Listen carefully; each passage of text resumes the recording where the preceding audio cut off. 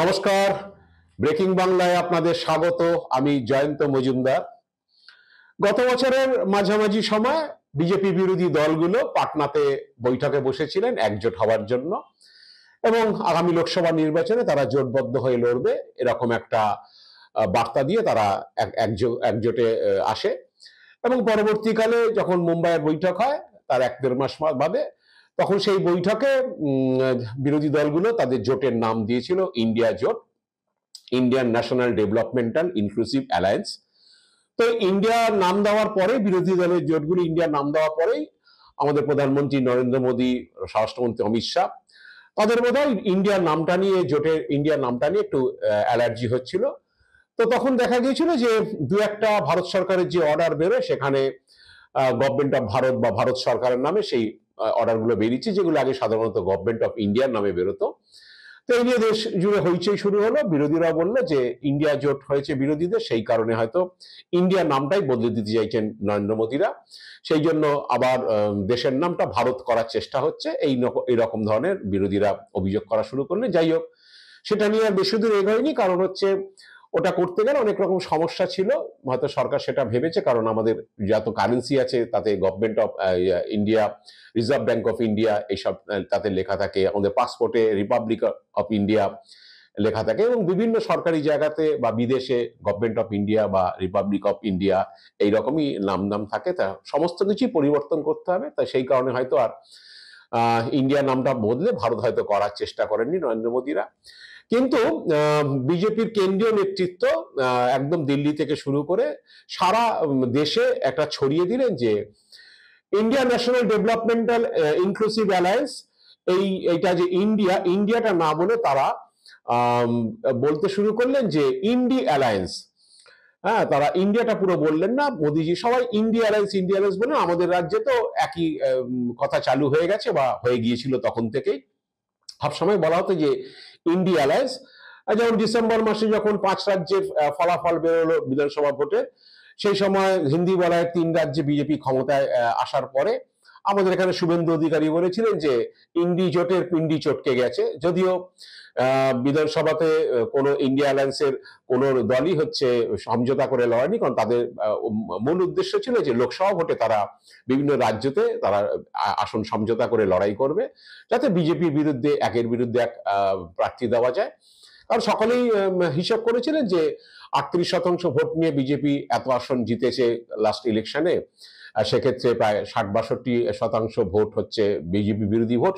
BJP বিরোধী ভোটটাকে যদি এক কাট্টা করা যায় তাহলে হয়তো বিজেপিকে হারানো সম্ভব, এই একটা লক্ষ্য নিয়ে তারা নেমেছিলেন। যাই হোক, মোদিজি ইন্ডিয়া অ্যালায়েন্সকে বারে বারে কটাক্ষ করা শুরু করলেন। দুর্নীতিগ্রস্তদের জোট, কংগ্রেসকে বললেন পরিবারতন্ত্রদের জোট। তিনি লালু প্রসাদের ফ্যামিলি, মুলায়ম সিং যাদবের ফ্যামিলি, অখিলেশকে নিয়ে বিভিন্ন ইন্ডিয়া জোটের যেসব দলগুলো রয়েছে, স্ট্যালিন মানে করুণানিধির ছেলে, যে সব পরিবারতন্ত্রদের জোট এটা, আর হচ্ছে দুর্নীতিগ্রস্তদের জোট, এইভাবে তিনি কটাক্ষ করা শুরু করলেন। এবং তার পরবর্তী ধাপে যেটা হলো যে ইন্ডিয়া অ্যালায়েন্সের প্রথম যে কনভেনার যিনি ডেকেছিলেন বৈঠক, সে নীতিশ কুমার, আর তাকে বিজেপি ভাঙিয়ে নিল।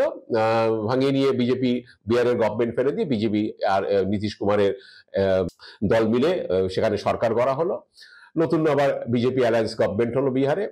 এবং উত্তরপ্রদেশে অজিত চৌধুরীর ছেলে জয়ন্ত চৌধুরী, তার যে রাষ্ট্রীয় লোকদল, তাকেও ভাঙানো হলো।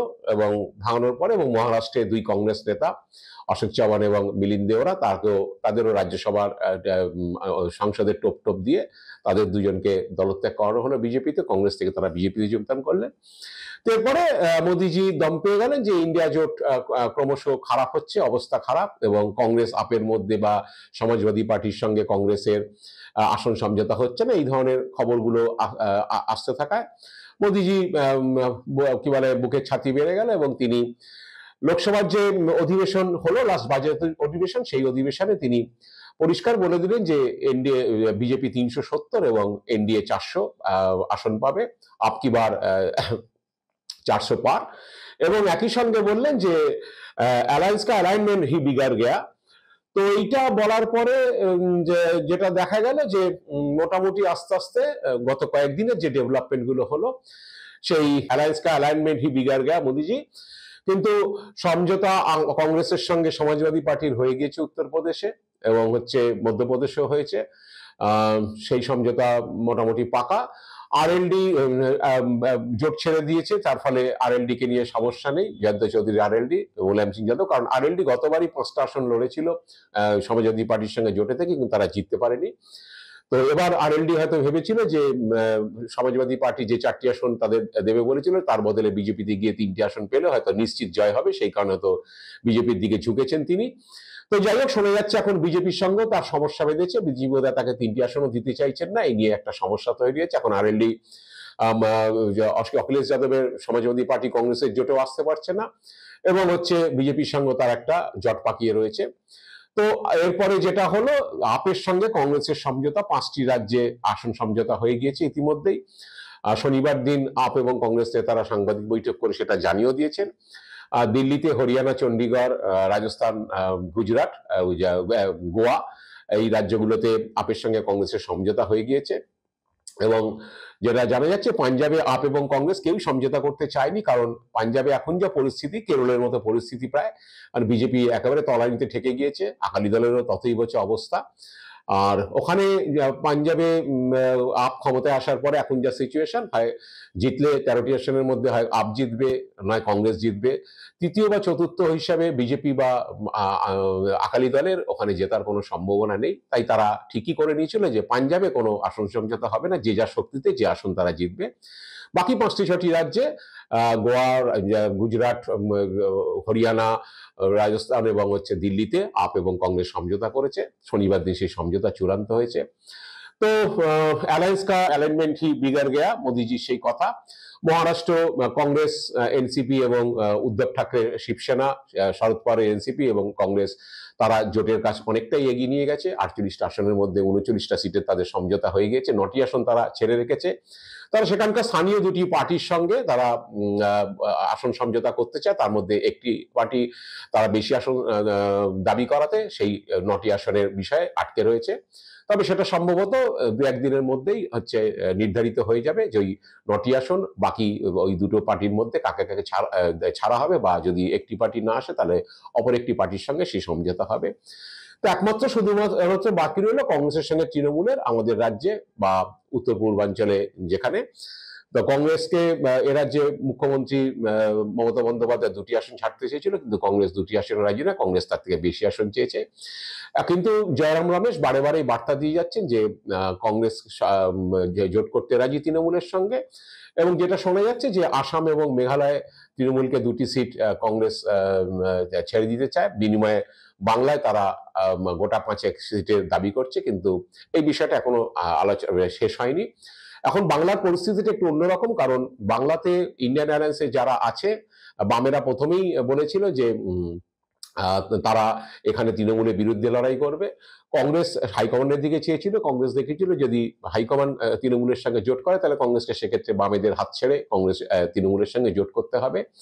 কারণ পশ্চিমবাংলার সিচুয়েশনটা একটু অন্যরকম, এখানে তৃণমূল এবং তৃণমূল বিরোধী বাকি 3টি পার্টি, তার মধ্যে আরো 2টি পার্টি রয়ে গেছে ইন্ডিয়ান অ্যালায়েন্সে, মানে 3টে ইন্ডিয়ান অ্যালায়েন্সের পার্টির মধ্যে একজন ক্ষমতায়, বাকি 2জন সেই পার্টির বিরোধী এবং পাশাপাশি বিরোধী। যেমন যদি বিহারে এরকম হতো যে রাষ্ট্রীয় জনতা দল ক্ষমতায় রয়েছে, লালু প্রসাদ যাদবের দল, সেখানে কংগ্রেস আরজেডি বিরোধী, বামেরা আরজেডি বিরোধী এবং হচ্ছে বিজেপিও আরজেডি বিরোধী, সেখানে তাহলে এরকম সিচুয়েশন হতো। কিন্তু বিহারের সিচুয়েশন বা বাংলার সিচুয়েশন এক নয়। বিহারে ইতিমধ্যেই হচ্ছে নীতিশ কুমার ছেড়ে দেওয়ার পরে, জোট ছেড়ে দেওয়ার পরে বিহারে আসন সমঝোতা প্রায় পাকা। আরজেডি, কংগ্রেস এবং বামেরা সেখানে আসন সমঝোতা করে 40টা আসনে লড়তে চায়। একইভাবে ঝাড়খণ্ড যেরকম সিচুয়েশন রয়েছে, কংগ্রেস এবং ঝাড়খণ্ড মুক্তি মোর্চা তাদেরও কথাবার্তা এগিয়ে গিয়েছে অনেকটাই। একমাত্র বাংলাতেই তৃণমূলের সঙ্গে কংগ্রেসের জোট হবে কিনা সেটুকুই আটকে আছে। তবে এখানে রাজনৈতিক পর্যবেক্ষকদের মত, এখানে যে সিচুয়েশন তাকে কংগ্রেস জোটে এলেও তৃণমূলের খুব বিশেষ লাভ হবে, বা কংগ্রেস বামেদের সঙ্গে জোট করলেও তৃণমূলের বিরাট ক্ষতি হবে, তার সিচুয়েশনটা তা নয়। এখানে তৃণমূল বিরোধী ভোটটা 2টি বা 3টি ভাগে ভাগ হয়।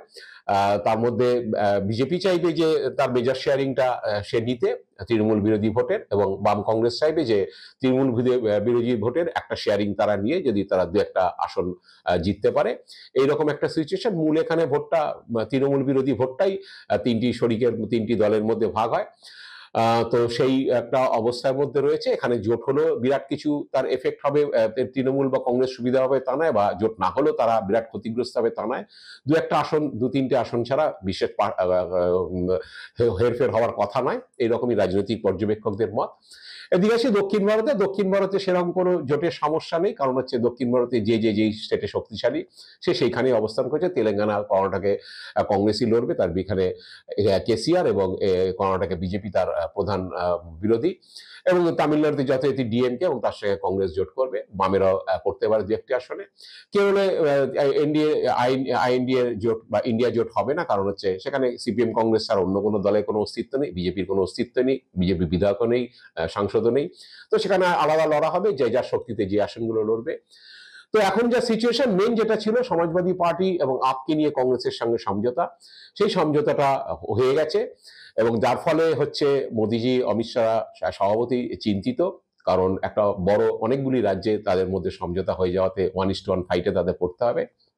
এবং একই সঙ্গে কৃষক আন্দোলনকেও তাদের ভাবাচ্ছে, কারণ সম্প্রতি যে কৃষক আন্দোলন যেটা হচ্ছে তাতে হচ্ছে শিখ এবং জাট কৃষকরা তারা যেভাবে আন্দোলন শুরু করেছে, এটা কোন দিকে যাবে কেউই বুঝতে পারছে না, কিন্তু এই নিয়েও তারা চিন্তিত, এবং এর ফলে উত্তরপ্রদেশের একটা অংশে কৃষকদের মধ্যে তার প্রভাব পড়তে পারে, হরিয়ানা এবং পাঞ্জাবে তো অবশ্যই পড়বে, কিছুটা রাজস্থান, মহারাষ্ট্র তার মধ্যে প্রভাব পড়তে পারে। তো এক হচ্ছে কি বলে যে ইন্ডিয়া অ্যালায়েন্সের বিভিন্ন রাজ্যে ন্যাশনাল পার্টিগুলোর মধ্যে সমঝোতা হওয়া, প্লাস কৃষক আন্দোলন, এই নিয়ে যথেষ্টই উদ্বিগ্ন করেছে বা উদ্বেগের মধ্যে রেখেছে মোদী, অমিত শাহজিকে।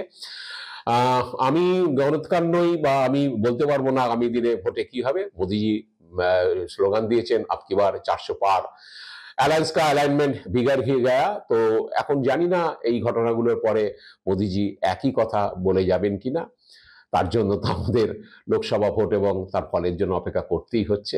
দেখা যাক। আজ এ পর্যন্তই, নমস্কার।